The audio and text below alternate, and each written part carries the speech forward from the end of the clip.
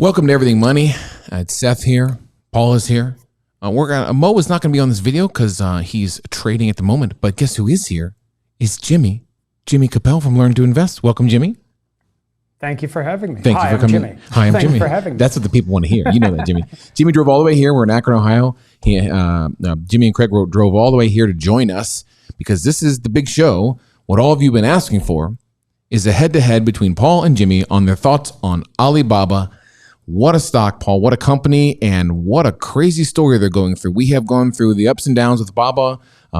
We had our hesitations. Paul, when we did a video, I think one of our first come to Jesus moments with Baba, we started falling in love with it around 200, 194, the ticker price. And you were saying back then you're writing puts at 150. You hope it drops to 150 and all the way down to 100.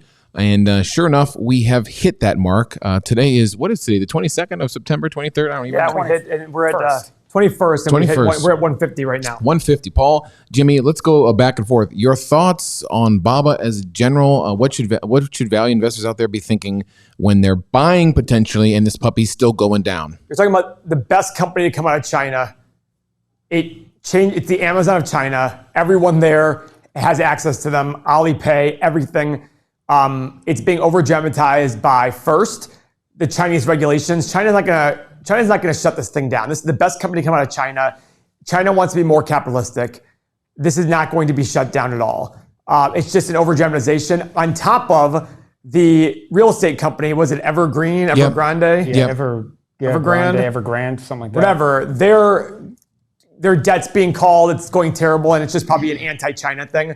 Now, I was always apprehensive about China. The reason I'm okay with Alibaba is Charlie Munger trusts Alibaba's numbers. I trust Alibaba's numbers. I'm not looking at his valuation. I have no idea what Charlie Munger believes about the valuation of the company, but that's just the way I look at it. Jimmy, what were your thoughts on we hear a lot about this. People should be more careful. They're worried. A lot of comments in our videos. So I'm never investing in these Chinese companies. Did you get any of that pushback on your channel, or what are you thinking? Some pushback, and I agree that there is some added risk versus investing in a company that's trading out of the U.S. or legitimately trading out of the U.S. I do agree that there's some risk there, which is why I personally own Alibaba, and I've limited the position. I'm not going to grow it despite the fact that the stock keeps dropping. I wish I had been a bit more patient. I wish I was buying it today. But overall, I agree with Paul. I think that the odds of China, I thought it was interesting yesterday, that whole Evergrande thing came out. Yeah. And Alibaba was down pretty big yesterday. At one point I saw it down 5 or 6%. And I thought the implications of that was the opposite. Think about China, think about what they want to do. And even if they look out for themselves, even if they only look out for number one, well, if their real estate is in trouble, shooting Alibaba in the foot doesn't make any sense. The US markets are too big to be able to raise money over here.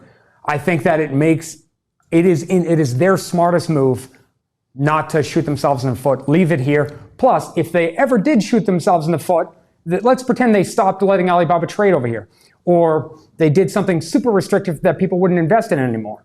What's the next Chinese company anybody invests in? This is the best company to ever come out of China. This is the one everybody wants to make money on. If a lot of people make a lot of money, if this stock goes up to $400 or $500 a share, next time a big China company is out there, one, China will be more likely to let it stay, and two, people will be more inclined to invest. They're coming off the whole Luckin coffee. They're coming off that whole debacle. Whatever, yeah. Again, sinking the ship now doesn't make a lot of sense in my mind. What we'd like to do in this video is take a look at the financials behind Baba. If you've never seen this before, we welcome you in to Everything Money, and of course, Learn to Invest. We'd like to use our software to look at the financials of Baba. This is a very rare point in time for us value investors where the company is going in an upward trend. However, the ticker price is going drastically downward, and we like to teach you how to separate the two, and we'll show you why this is what we think is a very nice play as a value investor. Go ahead, Paul. Get into it, baby. So, guys, they recently hit 320, and now they're down to 150. Let's just put this in perspective here. If I was right here telling you the stock isn't worth 320, you'd all be calling me crazy. You'd be sitting there saying, Paul, what the heck are you talking about? This thing is killer. Look at the last. Okay, great. Look at the past here. This was 210. This is 135. These drops happen.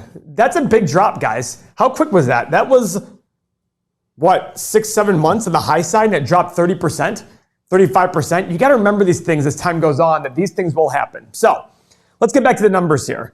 Market cap, $410 billion. 5-year PE, 24.89. It's an X because we want less than 22.5, but this is a fast-growing company. You should be willing to pay more for it. Return on invested capital over the last 5 years, 10%. Last year was 18.8. So they're doing a great job investing their capital. 5-year average free cash flow, $18 billion. Last year they did 33. So they are growing like crazy. All right? Let's look at that growth. Pillar number 3 is revenue growth over the past 5 years. I'm sure it's astronomical. 27 billion to 119 billion. Oh my God. Yeah, it's a 4 times larger company, guys, than it was 5 years ago.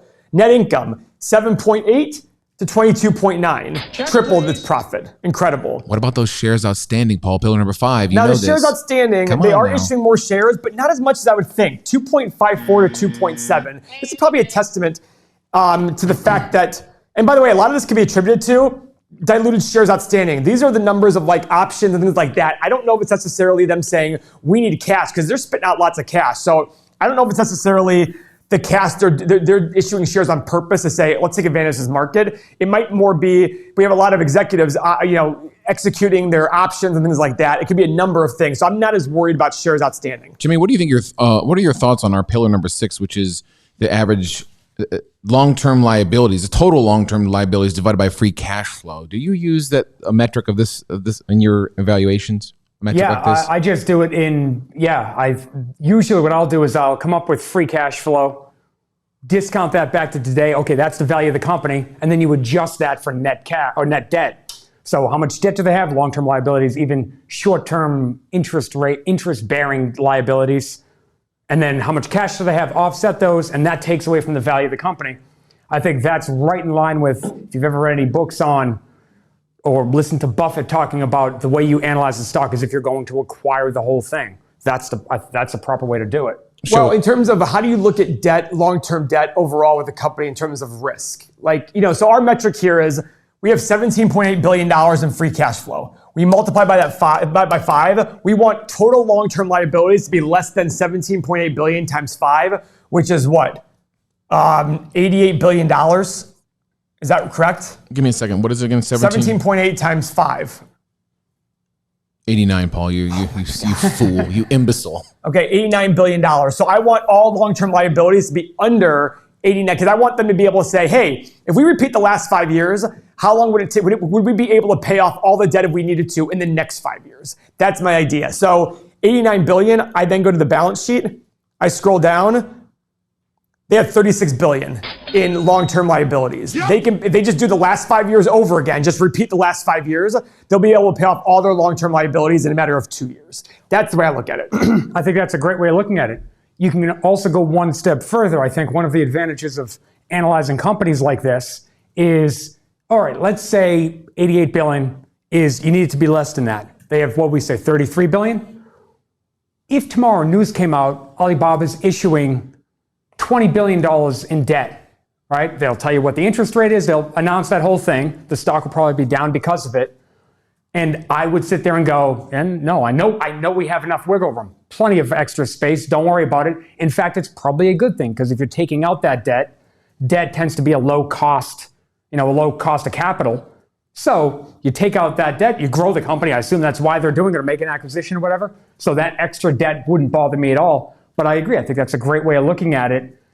And I think coming up with these numbers, doing that math before you click over to see what their debt is, makes a lot of sense, because now you know where it needs to be at. Yeah, and I think Jimmy does a more thorough job up front than we do. I like to start from a very, maybe I'm starting from the 500-foot view and Jimmy might be starting from the 200-foot view. We're both trying to get to the 50 or 100-foot view, but he does it a lot more. He's much more about doing it up front versus me. And there's multiple ways to skin a cat. We talk about how Peter Lynch owned hundreds, if not thousands of companies in his portfolios, outbeat the market. Buffett believes early on you have 5 to 10 stocks that you know inside and out. I don't believe in that method. So either way, that's just a difference in opinion on it. Let's get after free cash flow growth, the grandpappy of them all. This is a very important pillar for us, and Jimmy agrees this is one of the top metrics he looks at. So go ahead, Paul. Free cash flow, baby. Okay, in the last 5 years, we don't have updated June numbers, but we have seen an average of $18 billion. There is growth from 10 to 29. So 18 billion times 20 is $360 billion. The market cap is 415. That's an X. Does this mean you shouldn't buy the company? Absolutely not, guys. You saw that revenue growth. China is the fastest growing middle class in the world. It's only going to get better for Alibaba. They are the Amazon of China. Nobody watching this video, if you're watching this video right now and you haven't bought anything from Amazon and you're in the US. Something wrong with you. I met one person recently who said that. He's like, I never bought anything from Amazon. I'm like, what are you doing? Like literally, I'm like, how do you live your life? The same with Alibaba. It's going to be the same way in China. As their middle class grows and grows and grows, they're going to become more and more ingrained in that Chinese economy. I am a long-term believer in that. So I go to the stock analyzer tool after, we're going to go to the stock analyzer tool now. Yeah. See our assumptions and go from there. Jimmy, you were saying last night about Alipay. You know, I saw an Alipay sticker at a Houston airport. You're saying that people over there, this is all they use in China is Alipay. There's no cash. Isn't that the story you're telling me last night? Yeah. So I work with a girl who's from China. She actually just recently went back there, and she was telling me that everything is done through Alipay. They get paid. It goes into that account, whatever that account is, however that works. Everything they buy is through Alipay. And frankly, I actually think that's one of the battles that China is fighting is, from what I understand, China wants access to a lot of that data. Alibaba's pushing back on some of it. So I think a lot of the head fakes to, we're going to pull you off the exchanges and all that stuff. China, let's remember, China has let this happen up to this point. You know, they have a rule about outsiders can't invest. They've allowed for it to happen. For them to pull that back, I think it's half posturing just to make sure Alibaba plays, with the government. Yeah. If you like the 8 pillars, if a company falls into your 8 pillars, you can move into our stock analyzer tool. This is part of our software, and this can translate, Paul. Like once maybe we're in love with it, we can say, what should we be paying? This is the hardest thing for, I think, young investors because we just see a ticker price of 150 and.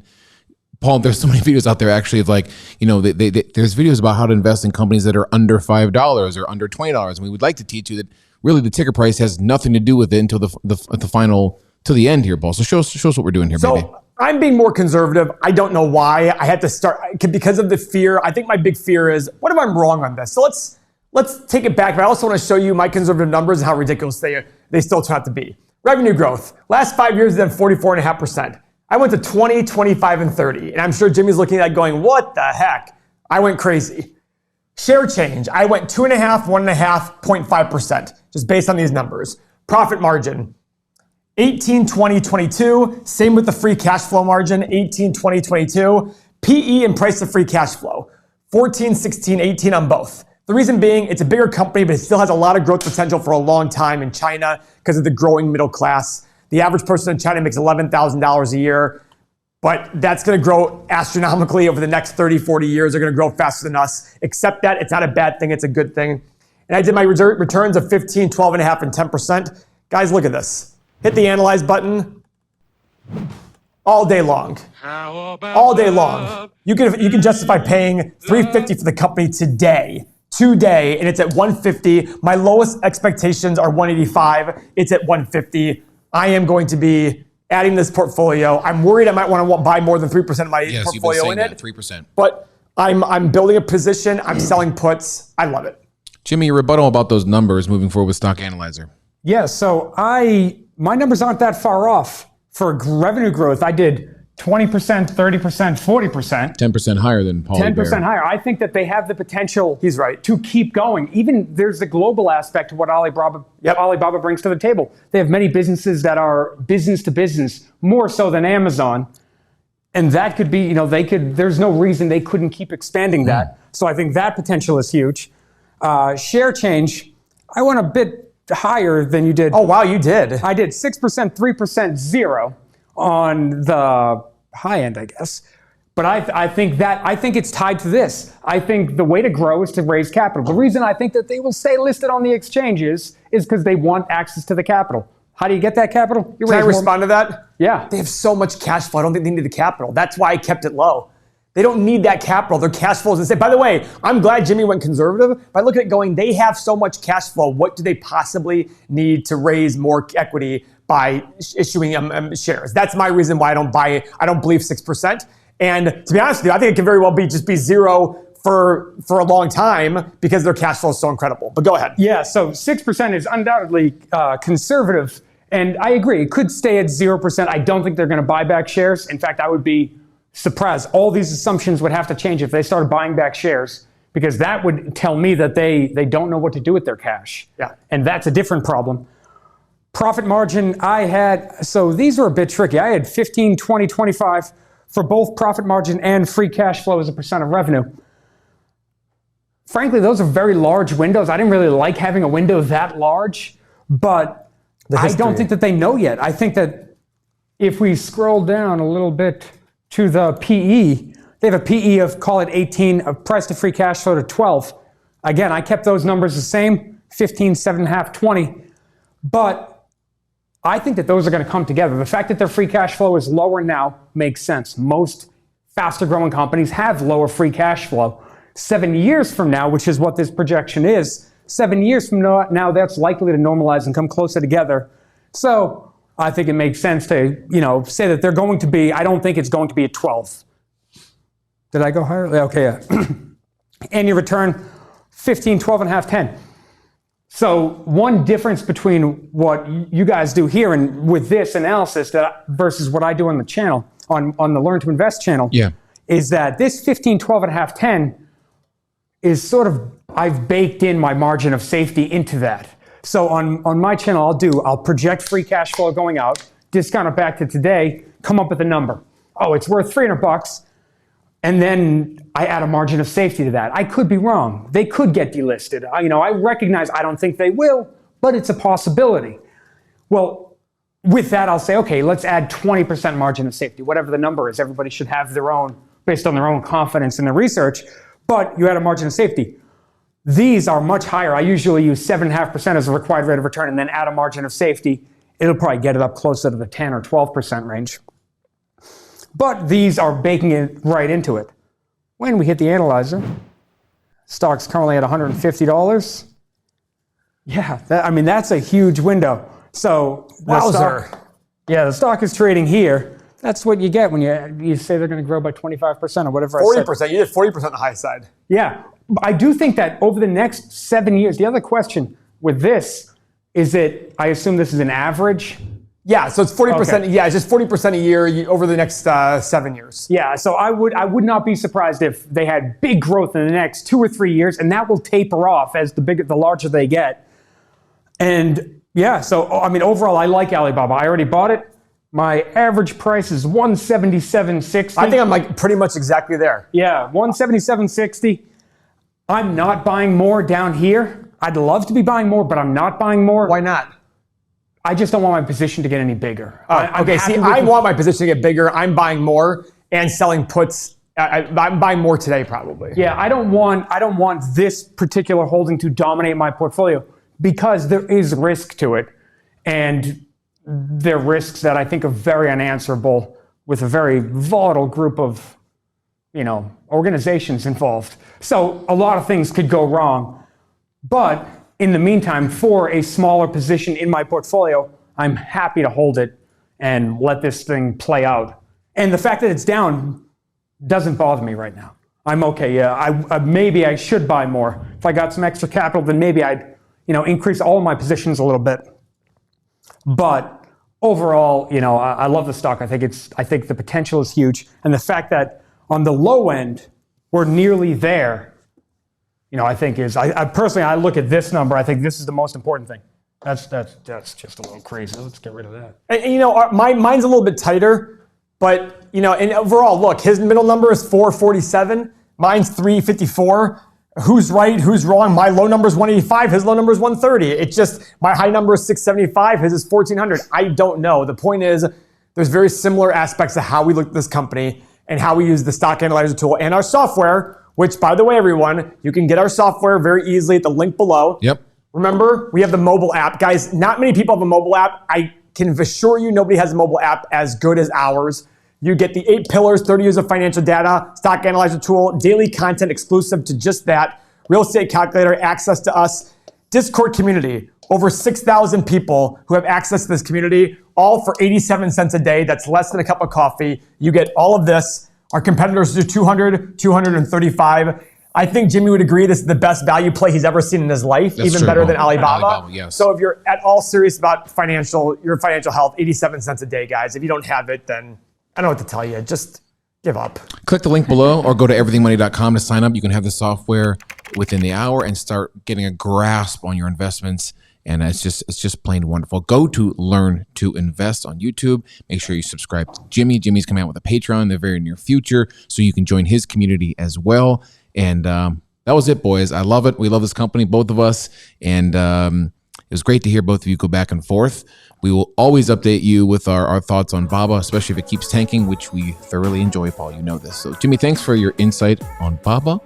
And that's our take. Fondle thumbs up on the way out. We'll see you guys in the next video. Thanks, Jimmy. Appreciate it, man.